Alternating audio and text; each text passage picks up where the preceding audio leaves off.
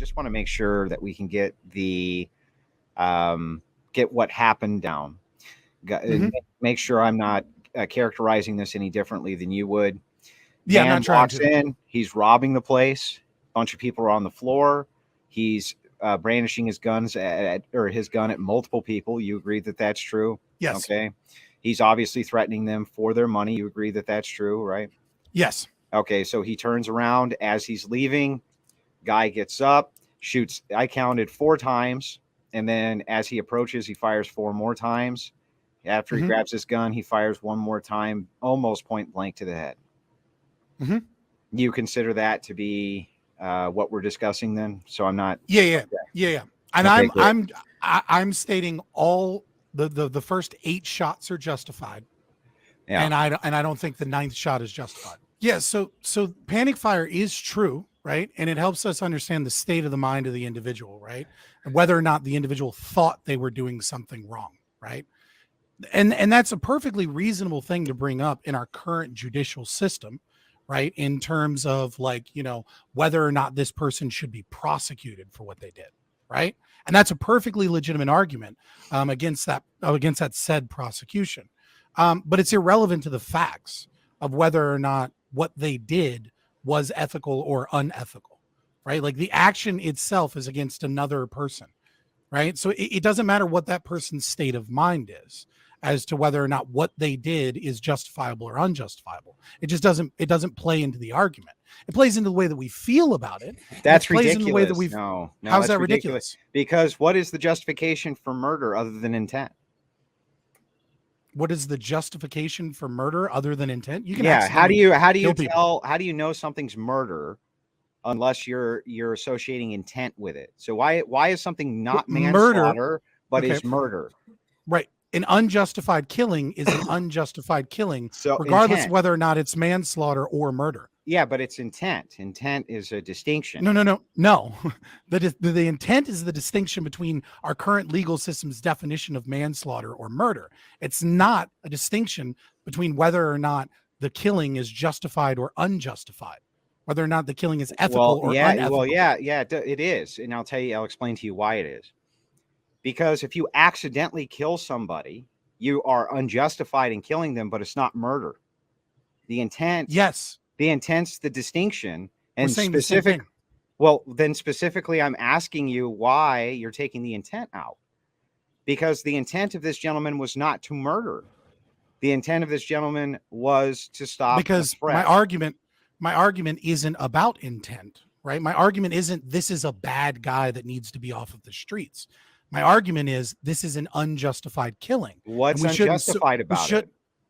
What's unjustified is the final shot, right? So that's not unjustified. I'll give you an example of how I know. Let me ask you this question. Assume that you had a samurai warrior, and we're in the feudal era. The samurai warrior has been trained to cut. When he draws his sword, he cuts diagonally, and then he thrusts. Always, this is how he's been trained to the point it's muscle memory. A man comes in, let's say, with a musket, okay, and he's holding the joint up. The samurai stands up and he does his 2-cut exchange. The first cut cuts the person's head clean off, but he continues and he thrusts because of muscle memory. So he does both of these actions as muscle memory has compelled him to do. So the first cut takes off the head. That was maybe not the intent of the slice, but that's what happened. The head's off. He continues with the cut. The sword gets stuck in the body before the body ever falls down. But the first cut most certainly killed him. Is the second thrust, in your opinion, unjustified? Well, it depends upon a whole bunch of other contexts. First of all, obviously, this isn't the samurai era. Second of all, the samurai might be the equivalent of a police officer, which might change the training and things of that nature and what we expect of them. But I don't think, I don't think that it's an apt comparison to talk about the instantaneous samurai cutting situation in what is or isn't justified. But even still, it doesn't change the fact that we're talking about what is unjustified because of a final shot. I'm saying that the final shot is based on intuition, muscle memory, the same as it would be with the samurai. There's no difference heightened senses, this kind of thing. It just so happens the samurai with the first cut with a katana, which is totally possible, the head comes completely off. He follows through as his muscle training has determined he do. What did he do that was unjustified? He clearly stabbed him a second time after taking the head off, Fabian. Yeah. So, but again, right? Like, you're appealing to the idea of panic fire, right? Now you're using a samurai analogy that I just reject because it's distracting from you can't reject what we're talking about. We're talking about panic fire, right? We're talking about a state of mind. You're saying it's overkill because of that final shot. I'm saying, why wouldn't it be overkill for the samurai for that final stab? What's the distinction here? Okay, so if the samurai, right, is engaged in some combat with a musket fire situation, right? And for whatever, and the musket fire person is an aggressor, right? Let's try and keep the analogy as close as we can to the current. What do you situation. mean by you mean like the aggressor in this scenario? Yeah, like assuming the first cut was justified, right? Mm-hmm. Like assuming the guy came up to him with the musket and said, "I'm going to fucking blow your brains out because I hate Japos."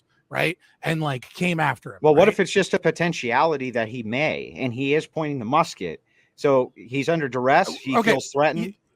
Yeah. So I mean, both would likely be justified if someone just randomly came up to you. And but I'm trying to make like not have any gray area in the justification of the first cut.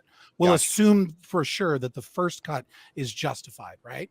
And so he acts off of muscle memory to further damage the corpse of the person that he just killed, because the first cut off his head. Yeah, the second cut is not justified. So you're saying, now, do we choose to prosecute? No. Like, I need to know why it's not justified. Why is it not justified? What did he do wrong? That's unjustifiable.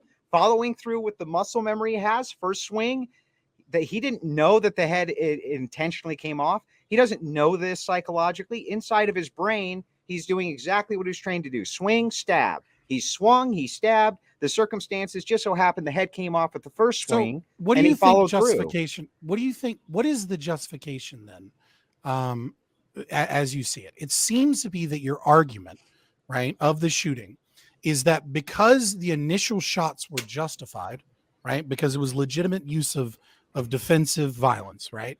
And we both agree on this, right? That the initial shots were justified. Then we both agree that it was justified that he be shot. We're disagreeing on the final shot being justified. Right. So your argument hold on. Go ahead, let me see if I can get it, and then see if I can recapture it and see if I'm missing something and I don't understand. So it seems that your argument is that anything that follows in that regard that you believe changes the state of the mind of the shooter, right, is justified because it is an uncontrollable out of the circumstances of the shooter's situation, right? Well, like he's entered into panic fire. So there is no consciousness that's moving into this. The state of mind has been irreparably altered, at least for this amount of time. Biologically, you don't have control over this. Some people, even hunters who are in both of our audiences, will explain to you sensory deprivation, which happens when you have heightened adrenaline. Some people see it as tunnel vision. For instance, Fabian, have you ever been really close to a car accident and it seemed like time slowed down or sped up? Both of those are part of sensory deprivation. It can sometimes heighten your hearing or heighten your vision. Sometimes it'll feel like time is slowing down, sometimes speeding up. But none of these are things that you have any control over. You were justified. If you're justified in the first shot, you're justified in the last shot. There is no independent thought that's going into it. He's not thinking to pull the trigger the last time. It's just coming. That's okay. So let me ask you. Let me give you another analogy. Right.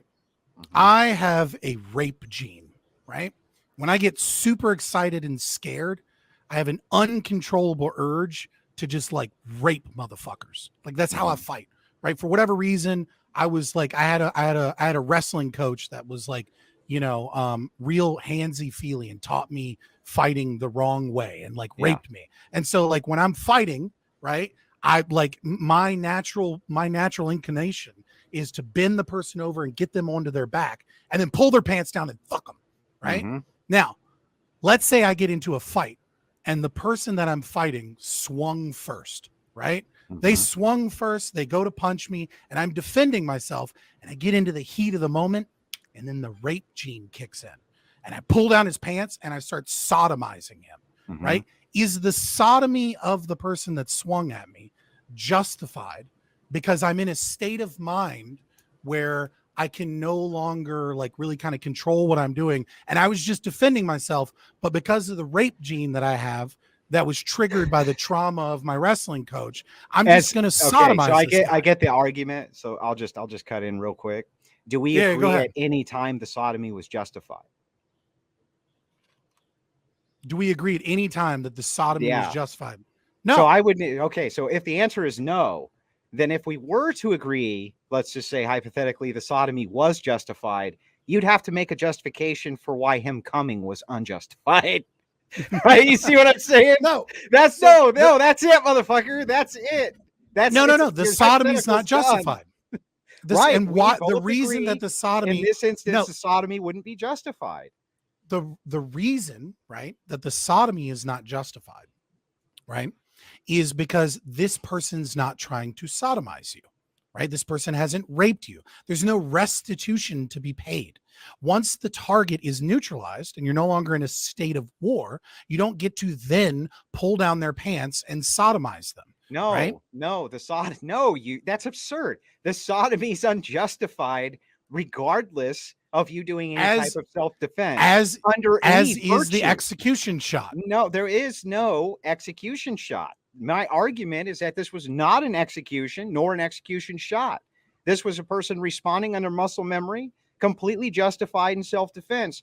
You would have to produce execution shots. No. You don't need to be trained in order to fire your gun. Because that would be a problem. That would be a problem. Wouldn't it? But hang on. There's no training. But even if, let's just say he was trained, it wouldn't matter.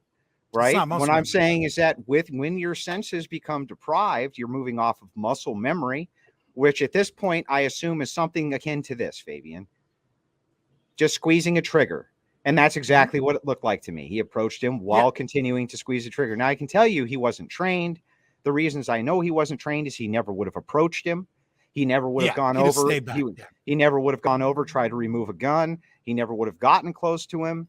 This is a person under complete panic. Your sodomy analogy doesn't work here because you're talking about two different events. The first, you and I would agree, is justified. Somebody swung at you, so you have a right to take him down or defend yourself. We also probably agree that defense has to be at least somewhat reasonable. You have to have some type of reasonable defensive acumen when it comes, like if a 7-year-old came over and punched you in the shoulder, for instance, you can't beat him to death with a baseball bat. Well, I'll get into why. Why? But before I do, I need to get back to the sodomy point and just say, neither of us would agree on the premise of the sodomy ever being correct. Therefore, there's no justification. We don't need to justify the last 20 seconds because it's all unjustified.